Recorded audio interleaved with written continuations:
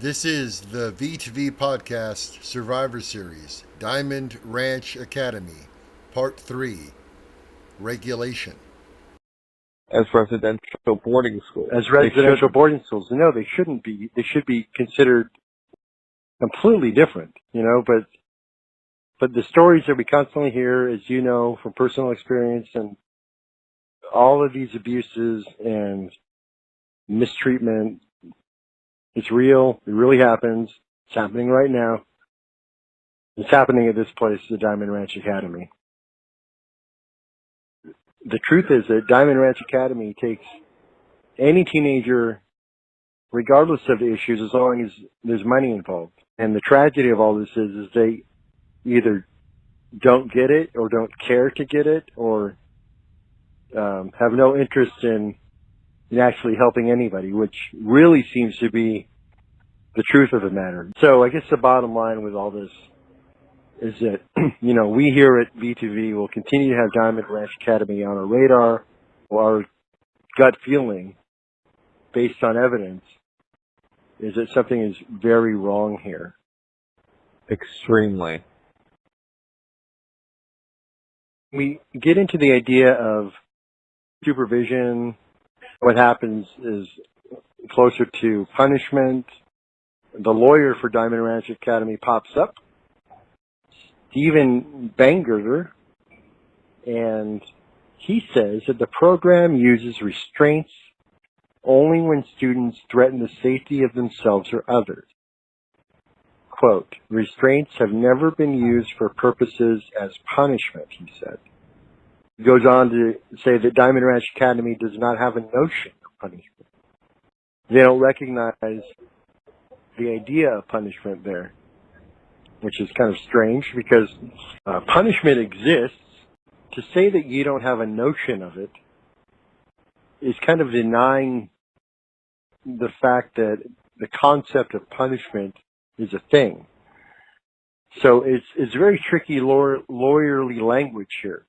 So basically what he's saying is that whatever we do to the kids, we don't consider it punishment because we don't believe in punishment. So it gives them license to do whatever they want and then not call it punishment. That's really sick. It's very tricky. These people are smart. They employ lawyers who speak for them in this fashion. So he goes on to say that children alleging abuse should have talked to their therapist. They have a right to contact the child abuse hotline, and the kids have plenty of opportunities to complain. Now, that seems odd considering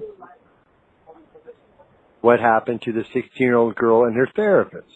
Is the hotline on campus? I mean, does that line lead to someone on campus? Are you then complaining to someone on campus? Because I had that experience in Texas. Really? So I'm wondering, yeah. He says they have the right to contact the child abuse hotline.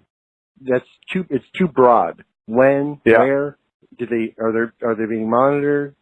The kids have plenty of opportunities to complain. Well, we'll get into kind of what happens when kids complain. They may have the opportunity, but they may pay a pretty heavy price for complaining.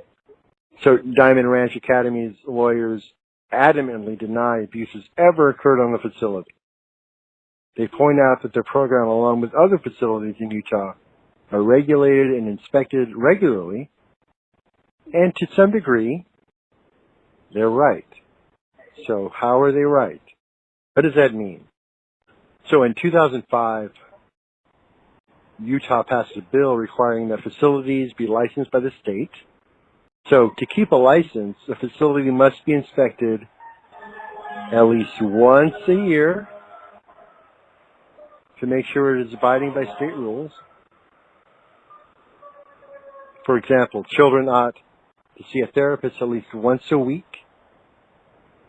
Restraints and solitary confinement may not be used for punishment, and mail is to be sent and received freely, provided safety requirements are met.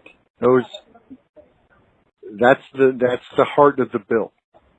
Right. So, if we want to take a closer look at that, so they have to be licensed. Diamond Ranch Academy is indeed licensed by the state.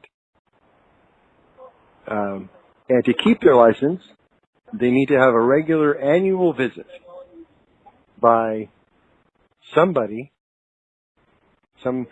inspecting something there at the facility every 365 days. So on that day, the inspector shows up and he or she looks around and everything looks great. And that inspector signs off and it's fantastic. It's a regular annual inspection. So Okay. they did it. Right. Once a year. But restraints and solitary confinement may not be used for punishment. Well, we just read a statement by their lawyer that they don't believe in the concept of punishment. So, Right. restraints and solitary confinement may not be used for punishment actually means that restraints and solitary confinement can be used for any reason we see fit. Correct. And then mail is to be sent and received freely. I don't know specifically about the mail, provided safety requirements are met. I imagine the state was thinking something along the lines of contraband in the mail, perhaps. I think that their mail is monitored. Right. That's kind of what I was about to say. That I think the state didn't mean when they wrote this that incoming and outgoing mail should be monitored. They want to make sure that contraband isn't coming in and out of the place, or weapons, or things like that. That is kind of the regulatory bit. There's a big announcement on the inspection day, I imagine, that hey, old Joe's going to show up and put out all the fruit bowls. Now we're getting into, who runs this place? Who are the people that actually are taking care of the kids? And the first stop at the Diamond Ranch Academy, of course, is intake. The parent got the fancy brochure, they got the phone call, they looked on the internet, and they got their money together. They're ready to have a meeting with nice people at intake. This has been an episode of the V2V Podcast Survivor Series, Diamond Ranch Academy. Stay tuned for Part 4, Intake and Admissions. And as always, thanks for watching.